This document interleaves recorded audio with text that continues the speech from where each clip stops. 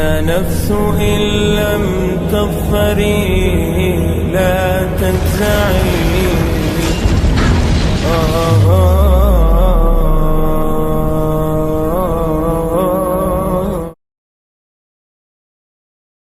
مومنو، جب جمعے کے دن نماز کے لیے اذان دی جائے تو اللہ کے ذکر کی طرف لپکو اور خرید و فروخت ترک کر دو، اگر سمجھو تو یہ تمہارے حق میں بہتر ہے۔ پھر جب نماز ہو چکے تو زمین میں پھیل جاؤ اور اللہ کا فضل تلاش کرو، اور اللہ کو بہت بہت یاد کرتے رہو تاکہ کامیاب ہو جاؤ۔ اور جب ان لوگوں نے سودا بکتا یا تماشا ہوتا دیکھا تو ادھر بھاگ لیے۔ اور اے نبی صلی اللہ علیہ وآلہ وسلم، تمہیں خطبے میں کھڑا چھوڑ گئے، کہہ دو کہ جو چیز اللہ کے ہاں ہے وہ تماشے اور سودے سے کہیں بہتر ہے، اور اللہ سب سے بہتر رزق دینے والا ہے۔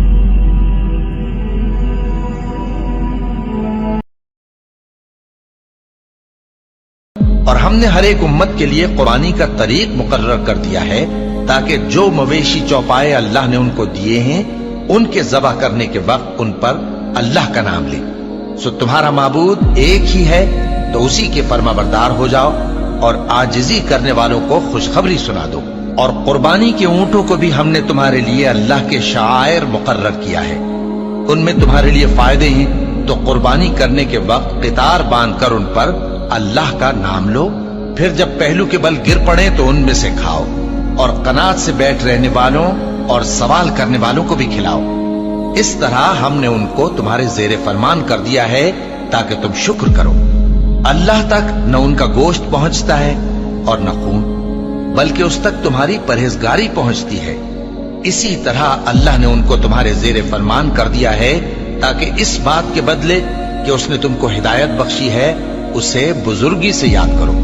اور اے پیغمبر، نیکوکاروں کو خوشخبری سنا دو، اللہ تو مومنوں سے ان کے دشمنوں کو ہٹاتا رہتا ہے۔ بے شک اللہ کسی خیانت کرنے والے ناشکرے کو دوست نہیں رکھتا۔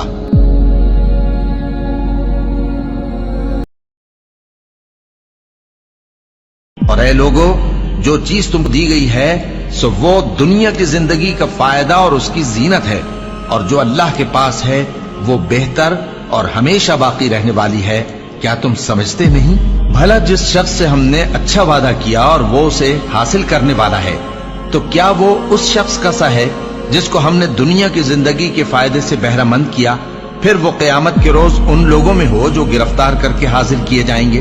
اور جس روز اللہ ان کو پکارے گا سو کہے گا کہ میرے وہ شریک کہاں ہیں جن کا تمہیں دعویٰ تھا؟ تو جن لوگوں پر عذاب کا حکم ثابت ہو چکا ہوگا وہ کہیں گے کہ اے ہمارے پروردگار، یہ وہ لوگ ہیں جن کو ہم نے گمراہ کیا تھا، اور جس طرح ہم خود گمراہ ہوئے تھے اسی طرح ہم نے ان کو گمراہ کیا تھا۔ اب ہم تیری طرف متوجہ ہو کر ان سے بیزار ہوتے ہیں، یہ ہمیں نہیں پوچھتے تھے۔ اور کہا جائے گا کہ اپنے شریکوں کو بلاؤ، سو وہ ان کو پکاریں گے تو وہ ان کو جواب نہ دے سکیں گے، اور جب عذاب کو دیکھ لیں گے تو تمنا کریں گے کہ کاش وہ ہدایت یاب ہوتے۔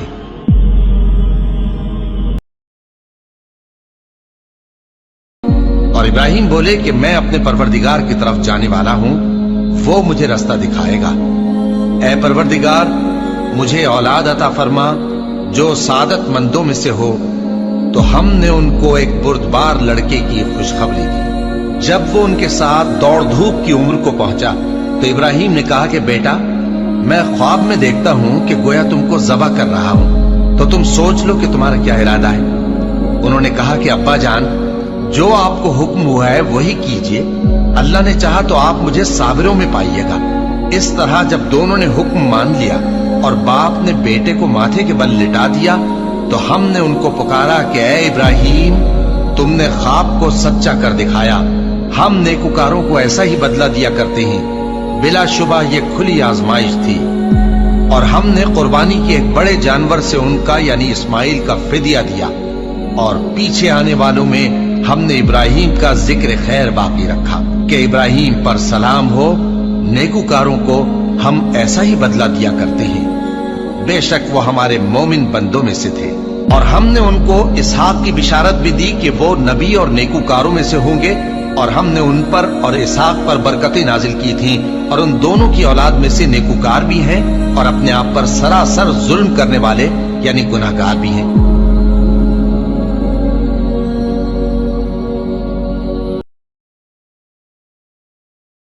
جان رکھو کہ دنیا کی زندگی محض کھیل اور تماشا اور زینت و آرائش اور تمہارے آپس میں فخر و ستائش اور مال و اولاد کی ایک دوسرے سے زیادہ طلب و خواہش ہے۔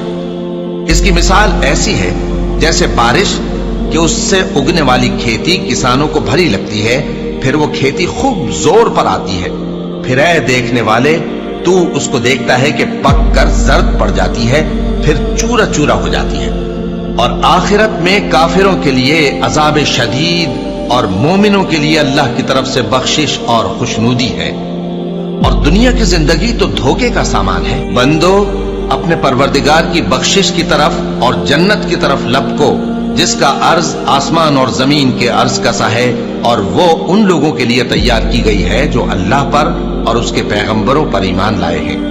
یہ اللہ کا فضل ہے، جسے چاہے عطا فرمائے، اور اللہ بڑے فضل کا مالک ہے۔